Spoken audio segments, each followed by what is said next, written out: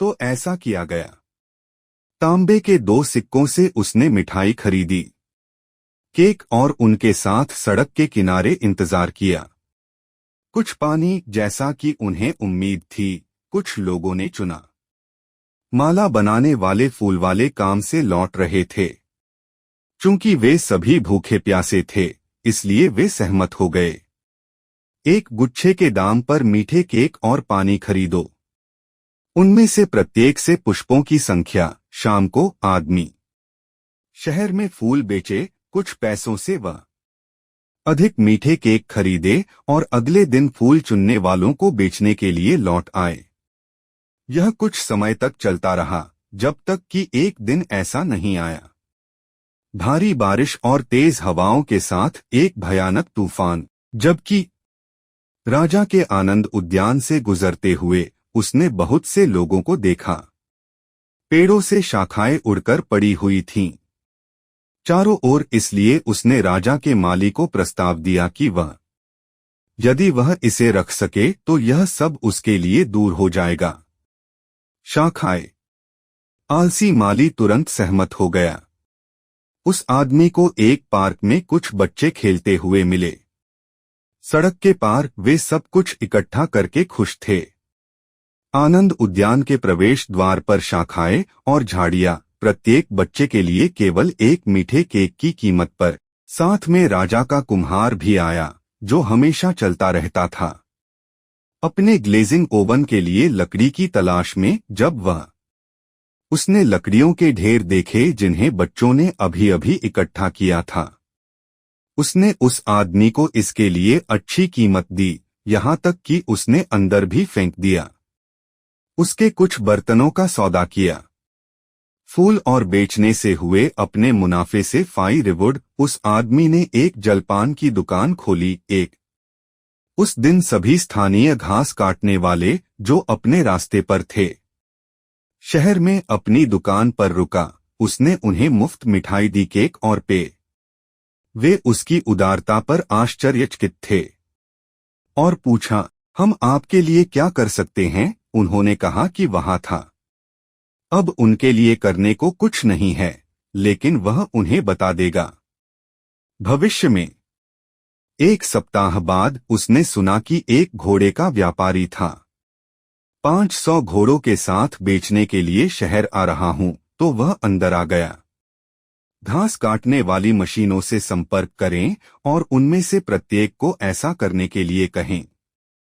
उसे घास का एक बंडल दो। उसने उनसे कहा कि वे कुछ भी न बेचें। घोड़े के व्यापारी को तब तक घास दी जब तक उसने अपनी घास बेच नहीं दी। इस तरह उसे बहुत अच्छी कीमत मिली। उसके जलपान में 1 दिन तक का समय बीत गया। दुकान। कुछ ग्राहकों ने उसे बताया कि एक नया जहाज आया है। एक विदेशी देश ने अभी अभी बंदरगाह पर लंगर डाला था। उसने देखा कि यही वह अवसर है जिसका वह इंतजार कर रहा था। उसने तब तक सोचा और सोचता रहा जब तक कि उसे कुछ अच्छा नहीं मिल गया। व्यापार की योजना। सबसे पहले वह अपने एक जौहरी मित्र के पास गया और एक बहुत ही मूल्यवान सोने की अंगूठी के लिए कम कीमत चुकाई। इसमें सुंदर लाल रूबी। उसे पता था कि विदेशी जहाज एक ऐसे देश से था जिसके पास अपना कोई माणिक नहीं था, जहां सोना भी महंगा। तो उन्होंने अद्भुत दिया। अग्रिम राशि के रूप में जहाज के कप्तान को फोन करें। आयोग। इस कमीशन को अर्जित करने के लिए कप्तान अपने सभी यात्रियों को दलाल के रूप में उसके पास भेजने पर सहमत हो गया। फिर वह उन्हें सबसे अच्छी दुकानों में ले जाएगा। शहर। बदले में उस आदमी ने व्यापारियों से उसे भुगतान करवाया। ग्राहकों को उनके पास भेजने के लिए कमीशन। कई के बाद इस तरह से बिचौलिए की भूमिका निभाना। बंदरगाह पर जहाज आने लगे। आदमी बहुत अमीर हो गया। प्राणी। अपनी सफलता से प्रसन्न होकर उन्हें यह भी याद आया। यह सब राजा के बुद्धिमान सलाहकार के शब्दों से शुरू हुआ था।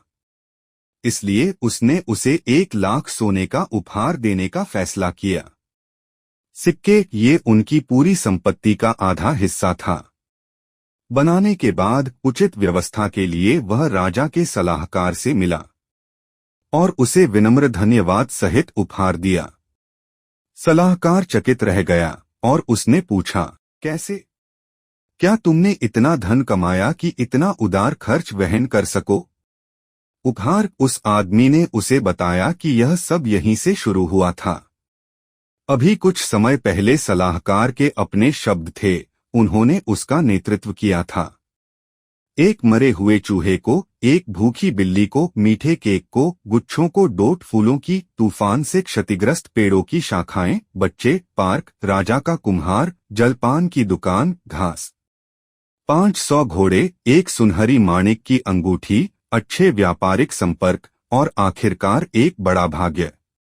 यह सब सुनकर शाही सलाहकार को विचार आया, स्वयं प्रतिभाओं को खोना अच्छा नहीं होगा। इतना ऊर्जावान आदमी, मेरे पास भी बहुत धन है। मेरी प्यारी इकलौती बेटी के रूप में, चूंकि यह आदमी अकेला है, वह उससे विवाह करने योग्य है, तब वह मेरी संपत्ति का अधिकारी हो सकता है। उसके अलावा मेरी बेटी भी ठीक हो जाएगी। के लिए परवाह। यह सब हुआ और बुद्धिमान सलाहकार के बाद मर गया। जिसने उसकी सलाह मानी वह बन गया शहर का सबसे अमीर आदमी। राजा ने उसे यहां नियुक्त किया, सलाहकार का पद। अपने शेष जीवन भर वह खुशी और भलाई के लिए उदारतापूर्वक अपना पैसा दिया। बहुत से लोगों का होना